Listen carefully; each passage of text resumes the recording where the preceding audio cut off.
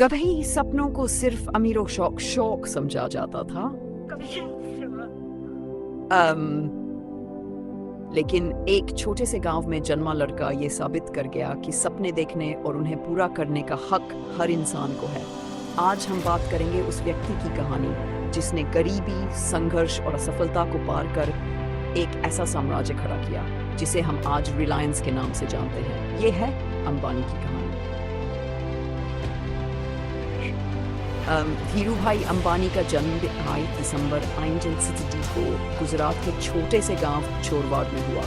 उनके पिता school teacher थे और परिवार बहुत साधारण था। घर में इतनी गरीबी थी कि कभी कभी पेट भर खाना भी नहीं मिलता था। लेकिन धीरूभाई में कुछ खास था, एक आग, एक जुनून और कुछ कर दिखाने का सपना।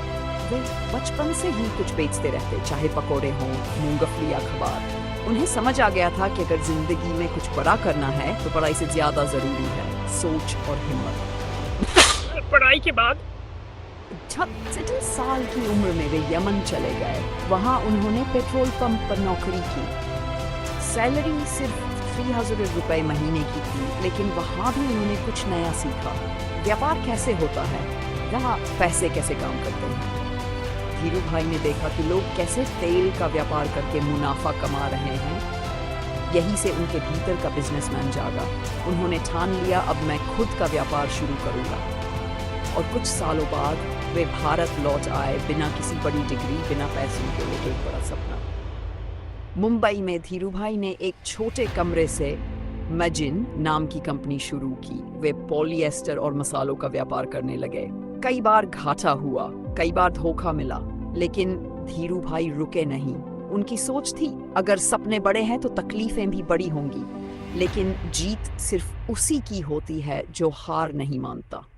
धीरे धीरे उन्होंने पॉलिएस्टर यार्न का व्यापार शुरू किया और फिर कपड़ों की एक फैक्ट्री लगाई, जिसे बाद में हम जानते हैं रिलायंस टेक्सटाइल्स के नाम से। नरेशन 1980 के दशक में धीरूभाई ने एक ऐसा कदम उठाया जो भारत में शायद ही किसी ने सोचा था। उन्होंने शेयर मार्केट में आम जनता को हिस्सा देना शुरू किया।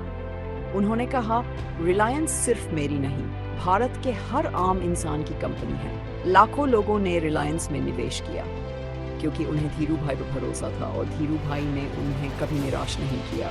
रिलायंस धीरे धीरे टेक्सटाइल से पेट्रोलियम, एनर्जी, टेलीकॉम और रिटेल जैसी इंडस्ट्रीज में कदम रखने लगी। हर बार एक नया मुकाम, हर बार नई ऊंचाई। लेकिन हर सफलता की कीमत होती है। धीरूभाई को कई बार सरकारी सिस्टम, राजनेताओं और बड़ी कंपनियों से टक्कर लेनी पड़ी। कई बार उन पर आरोप भी लगे, लेकिन उन्होंने जवाब अपने काम से दिया। उनका एक मशहूर वाक्य था, डोंट गिव अप, करेज मतलब हिम्मत ही मेरी पूंजी है।